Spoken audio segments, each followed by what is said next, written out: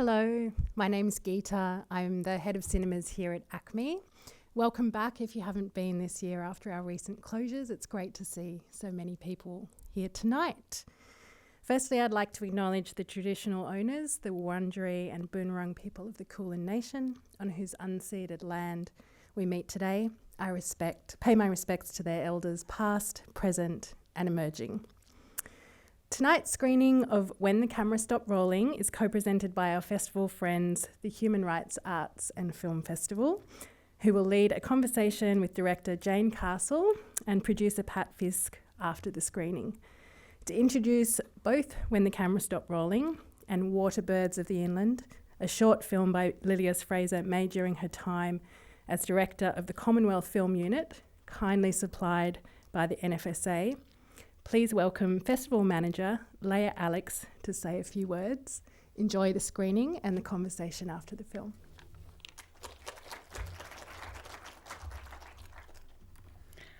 Thanks so much, Geeta. It's an honor to co-present this premiere of the film here, and thank you all for joining us tonight. As Geeta mentioned, unfortunately, I am not the lovely Alice McShane, who is our program manager at the Human Rights Arts and Film Festival, so she's absolutely devastated that she can't be here today, but I'm excited to stand in her stead, and we'll just say off the bat that this speech I'm about to read and the questions after the film were absolutely hers, so I want to give her full credit from the get-go. The 15th Human Rights Arts and Film Festival opens here next week at ACMI, and the best thing about the program is how everything is really given context by being married with a performance or a panel discussion. So oftentimes you have the choice to delve much deeper to what's been depicted on screen, or to head off by yourself or with friends or family, and that's really the beauty of how the program has come together. The program is driven by moving, powerful stories. It's driven by the generosity of its storytellers, and it's wonderful to finally share them with you all. Films like Flea, nominated for 3 Academy Awards this year, it is absolutely that good, where the director's high school friend and queer Afghani refugee Amin Nawabi shares the true story of what happened to his family for the first time. It's a film only possible because of the intimacy and trust between the director and subject. Or Riding with Fire, another Best Documentary nominee at this year's Oscars, where a unique collective of Dalit women journalists who are considered very low class in India and so often dismissed are navigating the transition to online journalism, and in so doing, find their courageous exposés of corruption and crime to have huge reach and influence. It's a women-driven film of speaking utter truth to power, and we're thrilled to present the Melbourne premiere. And finally, Off Country, an Australian film by John Harvey and Ryan Skirving, sporting at prestigious Geelong Grammar, and the tension that creates in them between the access to this elite school, but missing home and country. The students led us into the world with such unflinching and amazing honesty. And speaking of honesty, tonight's film, When the Camera Stopped Rolling, directed by Jane Castle, is an outstanding documentary that couldn't have been made without the courage, vulnerability, and honesty of its filmmaker. 10 years in the making, it's the story of Jane's trailblazing filmmaker mother, Lilias Fraser, and their relationship. It's a pleasure to welcome tonight Jane Castle herself and the film's esteemed producer, Pat Fiske. We're also lucky to be able to screen before the feature one of Lilias Fraser's short films, Waterbirds of the Inland, created in 1965.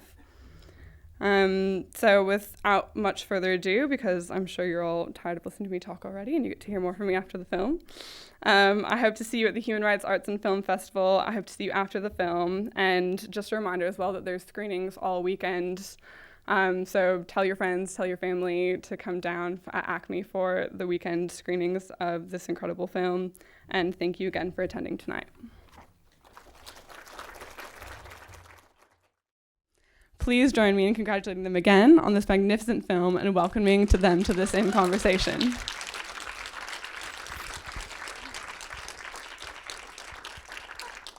Thank you. And again, my name is Leia Alex. I'm the festival manager for the Human Rights Arts and Film Festival. Unfortunately, the lovely Alice McShane, our program manager, is unable to join us tonight. But yeah, she's absolutely devastated, and she has written some incredible questions that I'm so excited to have a chat with you both about. So Jane, let's start at the beginning. Why now, and what were the origins of this film? Oh yes, and you'll need your microphone. I think you do have to switch it on, just this one. Yeah. Oh, great. Why now? Well, it was 10 years ago. We did actually finish. Well, why then, which I was guess. a good thing.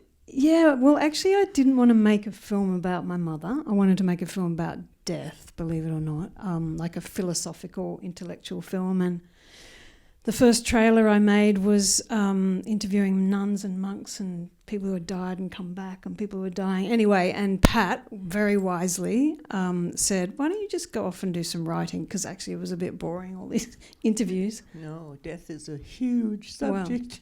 Well, anyway, and when I wrote, that story of Mum's death just kind of came out, fell onto the page, and it was obviously much more gripping than a kind of intellectual approach. And so, really it was a film that, it might be a bit of a cop-out, but sometimes I like to say it's the film led us.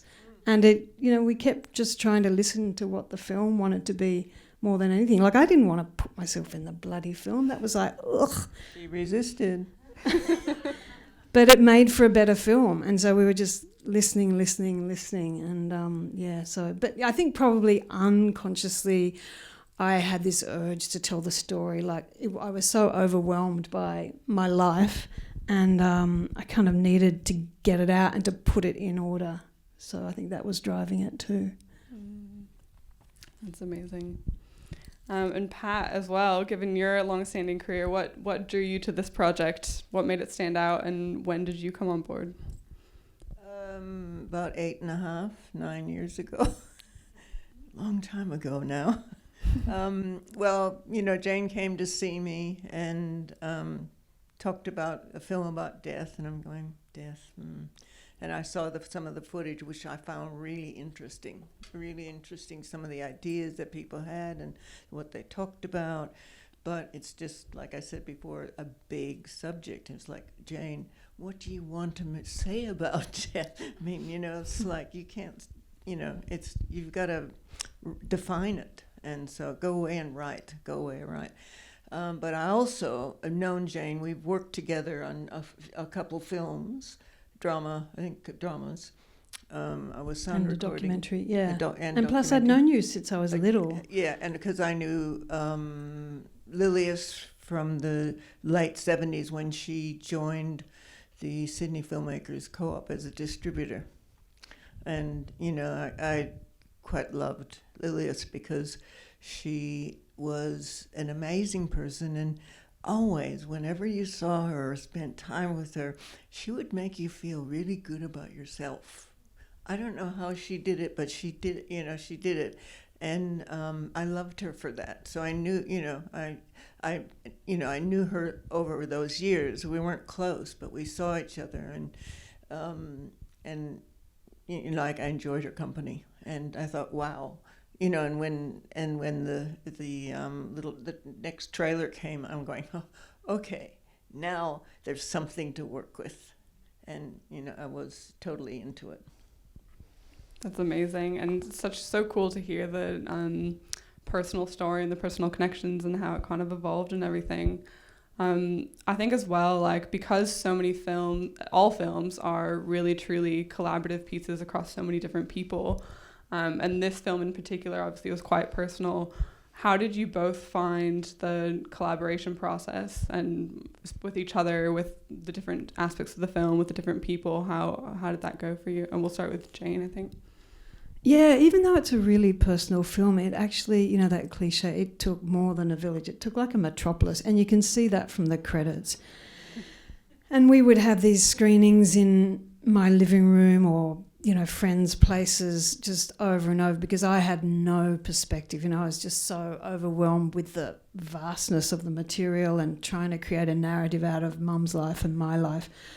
So, yeah, a lot of people had input. I worked very closely with editor Ray Thomas, and he cut the trailer about death. So he was on the project all the way through. And then Pat would come in and give creative input and ideas, and so there was that creative relationship. And then there was a sound designer and the composer, and everyone. There are people here in the audience who gave me lots of suggestions. Nicolette, so many people just suggested. Even the colorist, when we were fixing up all the imagery right at the end, he said, "Oh, I think you should say that rather than this." And what I'm proud of in myself is that I was really good at taking feedback, probably out of desperation, but I was really listening, and I'm like, I'm not going to be one of those stubborn, I've seen films fail when directors just get so stuck on an idea, and I just thought I have to listen to people, and so I did. And so it was very collaborative, this film. Yeah, I mean, I found it very collaborative, and I felt I could say anything. But I mean, I'm a creative producer, and I only take on projects that I hope that I'm gonna really love. And I mean, I did love the subject, and about Lilius, and then I loved even when Jane came into it and said, okay, and put herself in it, and just was really honest in a lot of, and it was, that was great. But working with all the team was fabulous. And I could, I can see suggestions I made all the way through the film. And that, it's like, and I love the film. I'm very proud of it. And I want everyone to see it. So it's here bit by bit. We'll get there. Bit by bit. It's on for 3 more nights here. So tell everyone, please, to come and see it. Was that putting yourself in the film? Was that something that was suggested to you? Did you did you decide? Was it suggested to you? How did that emerge? Actually, I think we had a meeting at Screen Australia, and Sam Griffin said something about, you're gonna. Anyway, she said it's always like pulling teeth, trying to get filmmakers to put themselves in. But really, I was just desperate to make a film that was watchable. Like, I'm a cinematographer by trade, and I knew there'd be this pull to just make a beautiful film, but that was really boring and fell flat narratively. So I just focused the whole time on the writing and the structure of the film, and just trying to make the film compelling. And I realised pretty early on that Mum's life, just as a complete life, career and personal life, wasn't enough. There wasn't enough dramatic tension. And there was this unresolved relationship between us. But that only actually came, I think I only realised right at the end that was what the film was about, maybe the last year or something, that I realised, that's the story. And, we've got to have narrative. We've each got a narrative arc. I've got one, Mum's got one. And then there's this, I realised with films you've got to set up, probably everyone knows this, but you've got to set up a problem to be answered or resolved, or a mystery. And there are 2 in the film. I think Mum's death is one of them, and the other one is our relationship. And I think that's the one that, are we going to kind of resolve and come together? So, yeah, that's why I put myself in the film. It was necessary. And the film told you? Yeah, the film just kept saying. Come on, I need more. Yeah. Over the 10 years, you've answered this a bit already, but over the 10 years, that relationship to the film really changing and ebbing and flowing, and different bits that were difficult to work on or came really easily. How did that journey happen for you? How did it ebb and flow? And were there any parts in particular that were really difficult to work on, and at what points did that happen? Yeah, God, the whole thing was difficult. But some scenes just flowed really easy, like Mum's death scene and the end scene, and when I make the Super 8 film and she gives me that piece of red cellophane. But actually, it took a while to start. For a few years, I just kept rewriting the script, and because I was so terrified about starting, because I was so overwhelmed. I had no idea how to do this. It was kind of a bit grandiose, I think. Runs in the family, that I thought I could make a feature-length documentary. Oh, my God. So, yeah, I rewrote the script several times, and then one day I started, and I just started writing the narration and putting it into the timeline. And it was the act of putting it into the timeline that really was like, oh my God, the rubber's hitting the road. And we I did all these interviews and the film just kept spitting them out. And I think for a long time in those feedback screenings, we'd get this comment that, oh, it seems like two films. Like it starts out about Lilia's and then it's about you. And so one of the biggest challenges was integrating our two stories.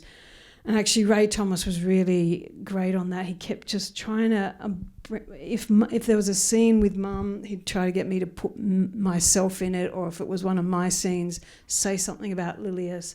And yeah, that was a major issue. And also the beginning of the film, we only really nailed that right at the end after some pretty brutal feedback from people about, because I just wanted to make this mother-daughter film. But because, when you grow up with your parents, you just think, oh, that's what they do. It's no big deal. She was a filmmaker. But we kept getting feedback. It was like, you're wasting this amazing opportunity. Look, she was an amazing trailblazer. And I'm like, okay, we better put some of that up at the front.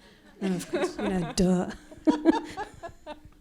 But I mean, myself as a filmmaker, the beginning almost always comes last.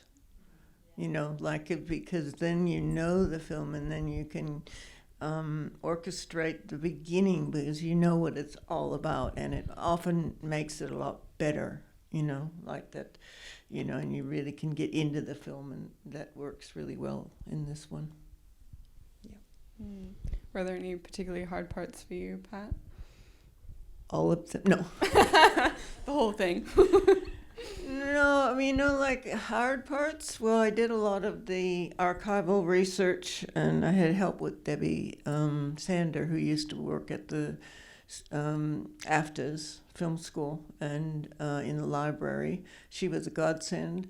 That was like, that probably over the 8 years, it was probably 3 years of doing just that, like trying, because some of the companies had been bought by other companies, but and like when you call them, oh, there's this footage, there's this film, like, what?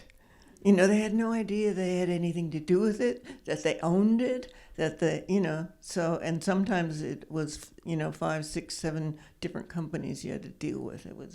It was tedious and it was extraordinary. Took and Prince, trying to get onto Prince's estate, and you too. I mean, yes, there's that. that. I'd be ringing Dublin at 2 a.m. like trying to get them on their landline. And yeah, and then but sometimes like Richard Lowenstein said, call this guy, and that was for what clip? That was the management of U2. Yeah, and so I did. I called his assistant. And she said, okay, just a minute, hold on. And she got him on the phone. And I'm going, and I said, we just want to use this blah, blah, like he said, you've got it. Like you've got it, you can have it. Or something like, like things like that happen too. So it was amazing. People who know people, it makes it a lot easier. And cheaper sometimes too. It's all about who you know. Yeah, but there are a lot of other, hard times too in the edit room. Like coming in and like, oh my, something doesn't quite work. Doesn't like something, And the schedule. We were so many years behind. We were supposed to finish it. After 2 years or 1 year or something. Yeah. And we had government funding, which we were supposed to meet these. We were with deadlines. we were in the last round of the signature fund. That was, 8 years ago, 7, 8 years ago.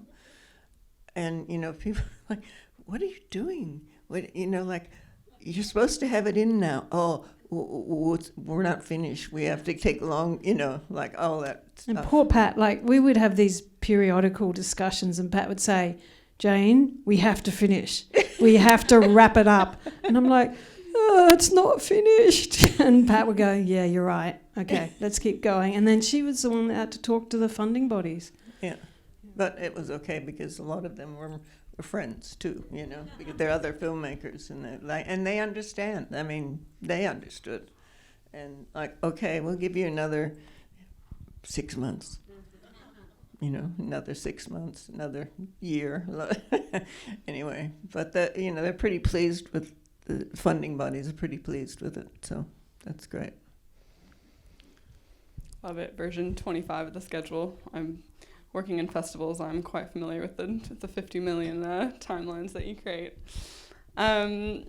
I'd love to chat a little bit about Lilius, and I think what's really incredible about this film is how universal it is, and it's also really grounded in the era that she grew up in. You can really, really see that throughout. And when she picked up a camera for the first time, she would have had no one to look to, especially in the industry. So from your conversations and your knowledge, like, what made her first pick up the camera?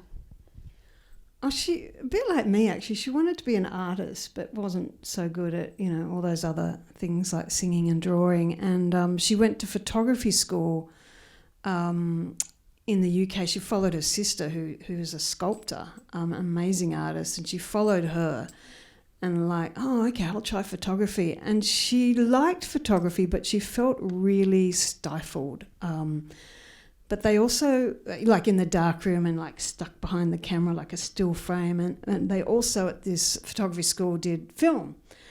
And when she discovered it, was like, oh, wow, this suits me. I mean, this suits me down to the ground. I can be up moving around and not trapped. And because she had this kind of irrepressible energy. And I think she did it as much for the lifestyle and because it suited her temperament as the art, because she wasn't, today everyone's like, oh, I'm a filmmaker, it wasn't so much an identity back then. It was more of a craft, and it's just what you did. And she loved it. She loved the lifestyle, and it was hard for her to get work. Even though she'd shot her first film, they said, you're not going to be strong enough to carry the cameras, and so she became a director, and then somehow made the marriage work so that Dad would be the front man, because she couldn't get jobs just being a woman. So by hook or by crook, she got to do what she loved, and she just loved it. She loved filmmaking. Yeah. I mean, even those films that no one else would do, she did them, and with aplomb. She got really into the research, and she did them really well. Yeah, the first film she actually made with Film Australia was about Richard Robert Torrens, the Torrens title bureaucrat. And it was because all the men at Film Australia refused to make it. They just said it's too boring. And she said, I'll do it. And she made this great little film. That's so awesome. I think I'm going to open it up to some questions. If anyone in the audience wants to shout out your question, I'll try to repeat it, but definitely if you've got a question, speak up, and maybe just raise your hand and I'll call on a few people. You've got your hand up right away.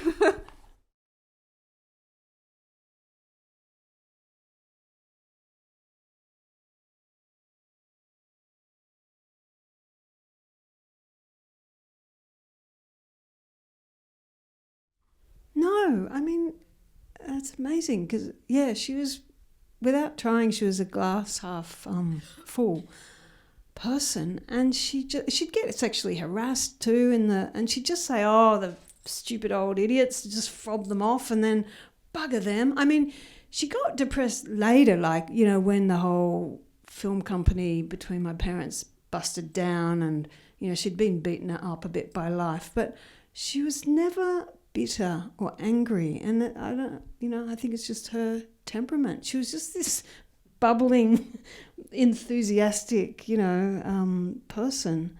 Yeah, but it's great that other people get angry because it's something to be angry about.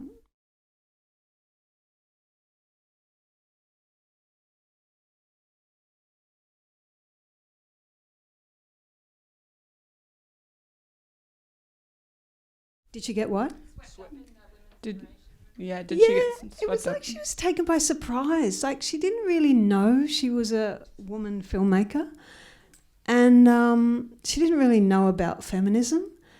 But I think she kind of she liked the women. She loved finding this community, and she's like, oh yeah. And so she kind of, that film Women of the Iron Frontier, she started to embrace not really an identity, but just the cause. But I think she was more passionate about land rights than feminism. I mean, I think maybe her upbringing, because, she did, she came from means, like she wasn't poor. She had the opportunity to go, over to photography school and film school. She'd maybe hadn't struggled on that front. I don't know. Yeah. And it sounded like she became a bit of a mentor and a teacher at the end as well. She loved, like Pat said, she loved helping people and encouraging people. And she it was a surprise that she'd landed in that position, because she was just like, I just make these bread and butter documentaries. And, my father had been putting her down for years. And she didn't realise that but then she came to realise that she did have value in the end. And she loved film too. She loved watching them, and she loves discussing them. And that was one of the things that was so great with that group of women who, just watched a lot of films and discussed endlessly. Were there any films in particular that really inspired her or stuck out that you remember? They used to screen these films in our living room, like the social realist films, Ken Loach, and I remember seeing Kathy Come Home. It's quite a disturbing film, but endlessly on the living room wall. Oh God! But yeah, she loved the social realist films most of all. Yeah. Cool. Interesting. Ooh, yes, right there.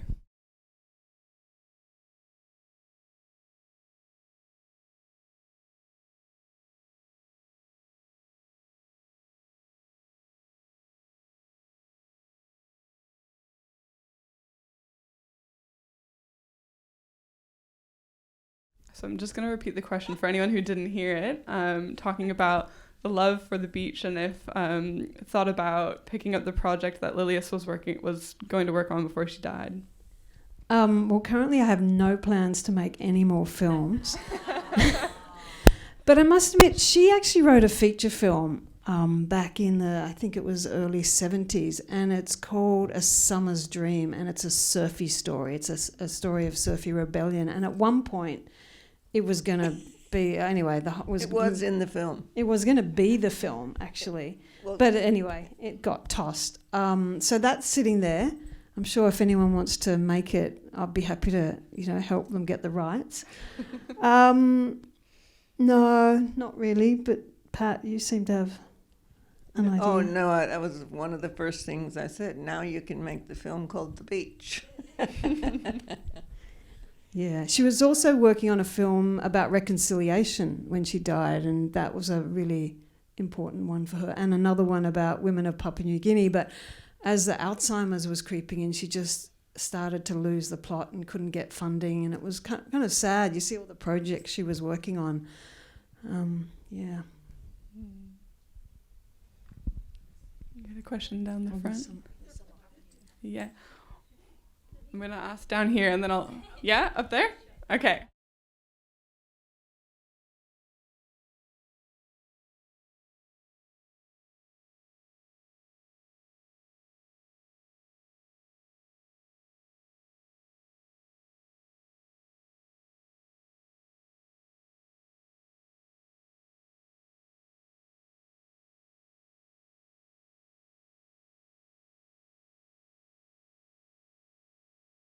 Yeah, all the way through. Actually, I got obsessed with the Royal Easter Show for some reason. I went back year after year, and it was just, I was filming things that somehow resonated emotionally, but I had no idea how they would work with the film. But anyway, I kept doing that. But then in the editing process, the narration was the main, like, we put down the story, and then we had these huge areas of black, and we're like, what are we going to put in there? What images?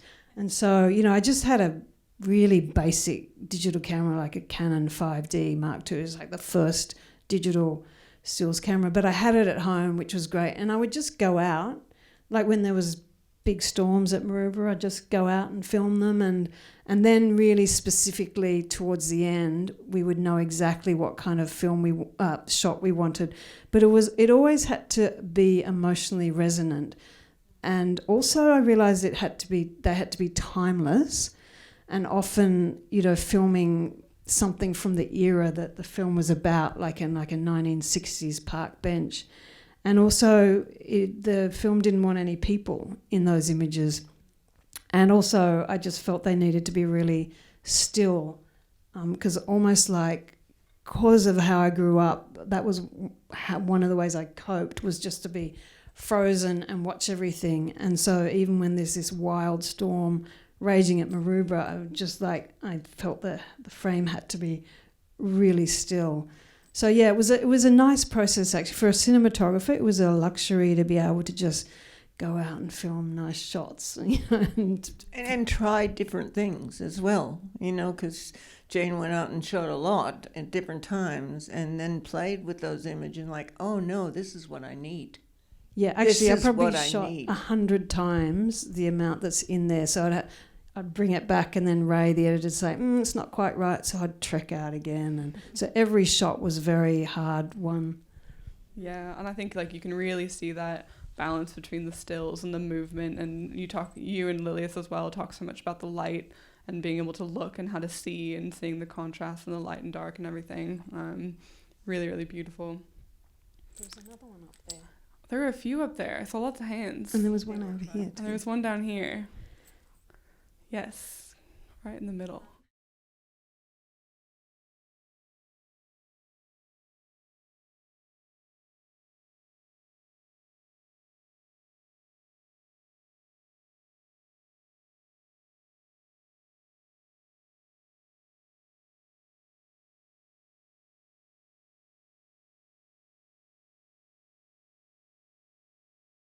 No. Therapy exercise. But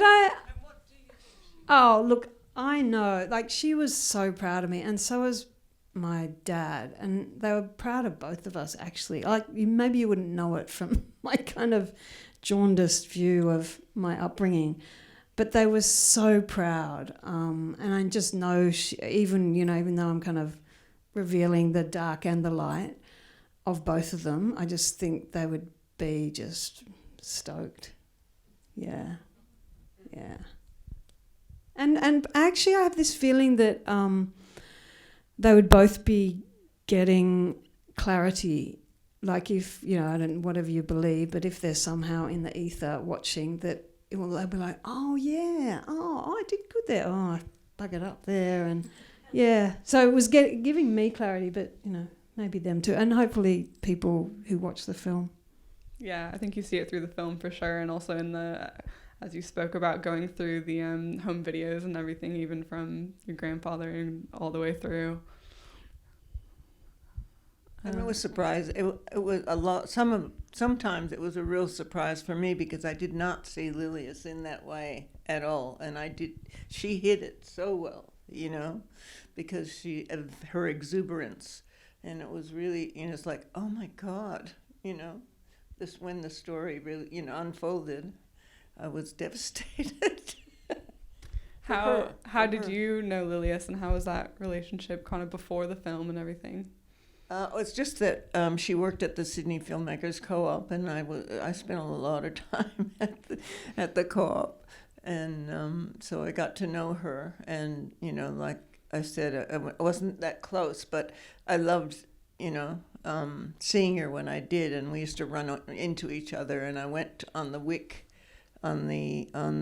bus to the Canberra, and so I just really liked, mostly I really liked her, but her enthusiasm and the way she made everyone feel around her was special.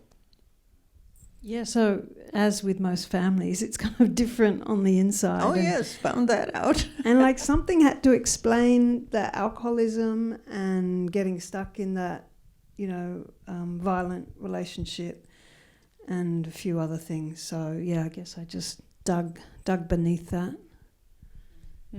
Yeah, and I mean, even the title of the film, when the camera stopped rolling, and seeing both from the inside and the outside and the different perspectives that you get when you're in the family versus looking at it from the outside, and even like all of us seeing it through the film, such a powerful way to experience the relationship. Absolutely.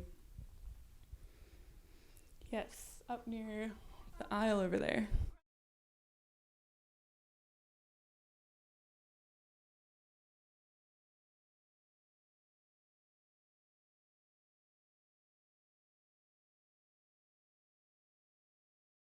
No, I think it's nationwide.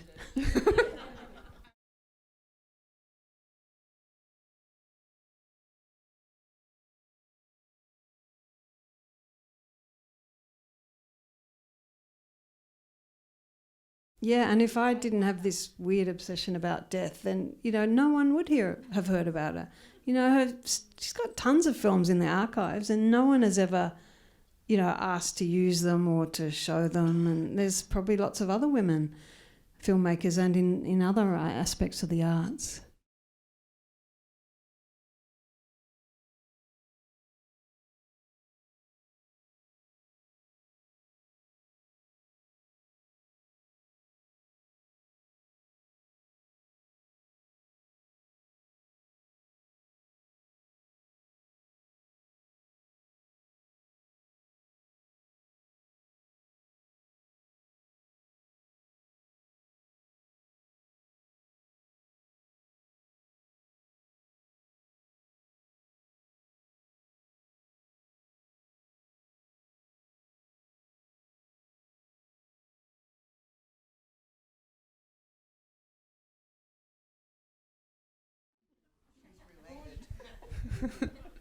I'm just going to repeat that as well, that ACMI has just released, published a page of other women filmmakers, so definitely check that out. Maybe we can get ACMI to send out a link or something after the screening to ticket holders.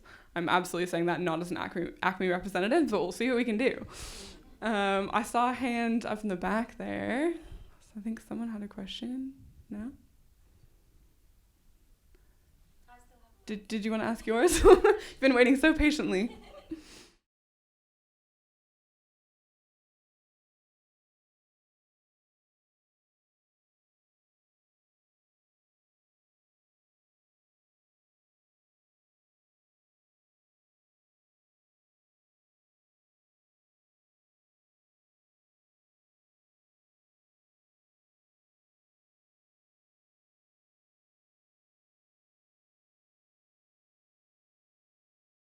Just talking through the light sequence at the end and who shot it and how it came to be.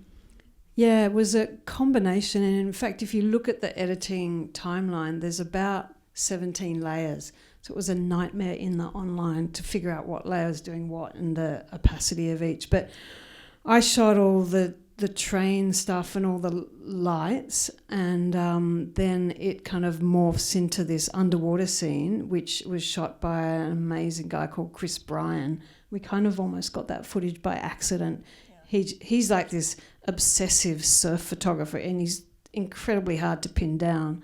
And we actually asked him to film these particular shots, and he did none of those at all. He just totally didn't read the brief, but he said, here, have this hard drive. There might be some stuff on it. And it was all these kind of outtakes from Hawaii and God knows where, when he was just not filming surfers. And we were just like, when we watched it was like, oh my God, like Ray and I were like, oh my God. And then it just kind of fell into place. I don't know, I think Ray actually just kind of took that last scene on and made magic, because I've only just started to notice how amazing it is. And Pat actually had input into those shots, like in the choice of shots, because anyway. But yeah, we were just really lucky, and the writing worked really well then, and the music I chose a John Taverner track that Pat got the rights for amazingly. Yeah, it just fell into place, but yeah, it's one of my favourites.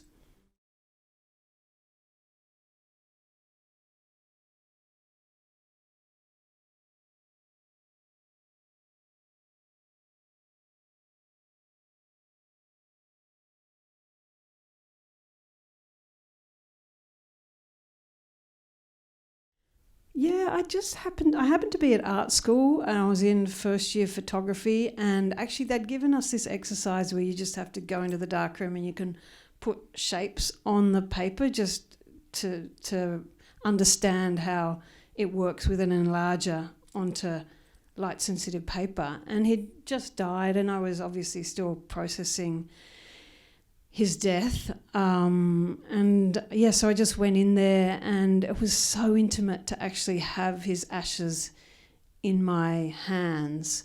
It was quite moving, and I didn't even realise I didn't know what would come out.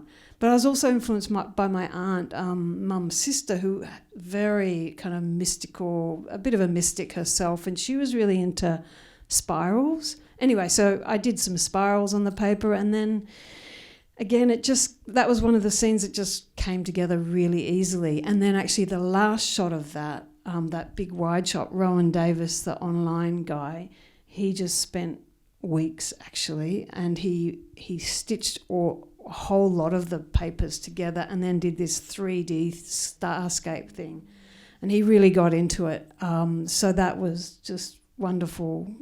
So again, it was a collaboration. It was personal, but then ended up as a collaboration. Yeah, those images absolutely stuck with me. I think that sequence and the end sequence as well were kind of the two ones that just really will stick in my mind. Yeah.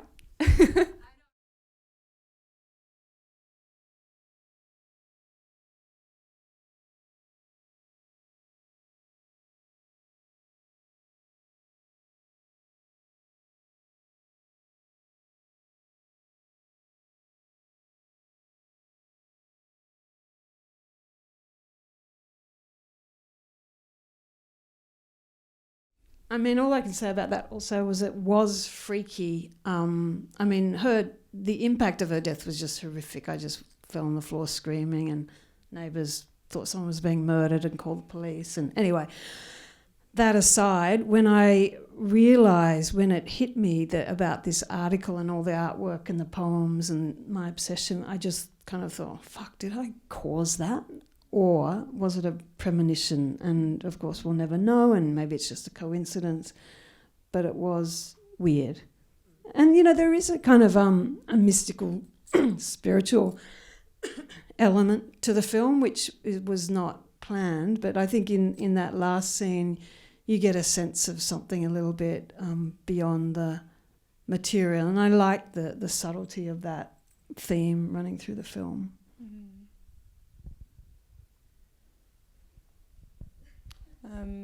I'd love to ask, I don't know if anyone else, we don't have very much time left, but I've got a question, so I'm going to ask another question and then I will let you ask a question. I'd love to hear about the process of writing and narration as well, because that was such a big part of it. Yes. The writing was very, there was a lot of work on the writing, so it was polished and polished and polished and polished. And while I watch it, I just think, why didn't I cut that out? And I should have said that. And it's torture. So it took years to get right, both the structure and the narration. And one thing I mean, there's a lot I could say, but I do notice over the time there was a kind of child voice, and I don't mean my quality of voice, but the kind of place that I was writing from. And then I was doing therapy the whole time, sorting out my shit. And I've noticed that there was more an adult voice creeping in over the years, and there'd be a lot more of it now because I'm a lot more in my adult. But anyway, there's a child voice and an adult voice.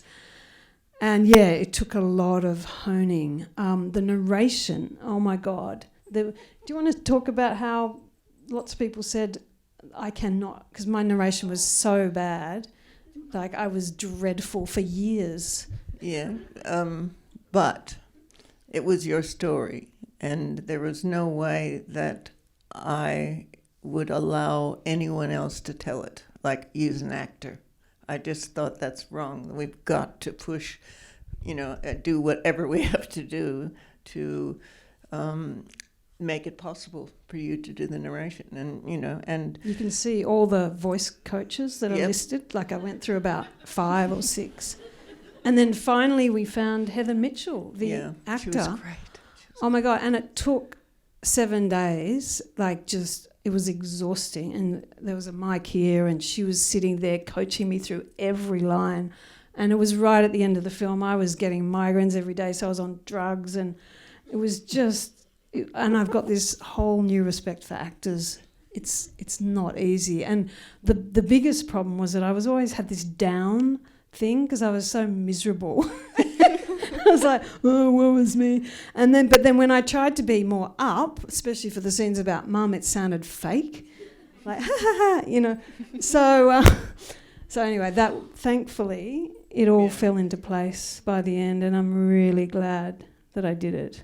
Yeah. Yeah. Me too.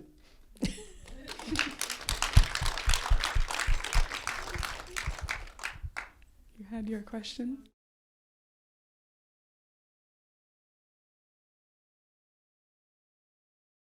Oh, that's a good question. I'm not sure. So I will ask some ACMI staff on the way out and let you know. Yeah, it's such a beautiful sequence.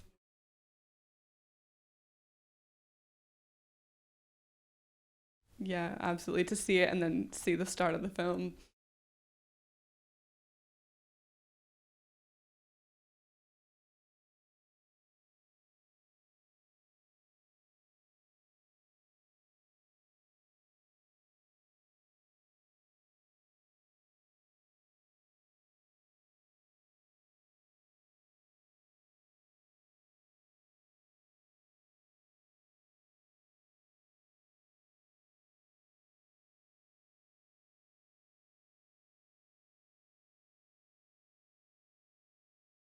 So go check out some other Lilius films on the ACMI website.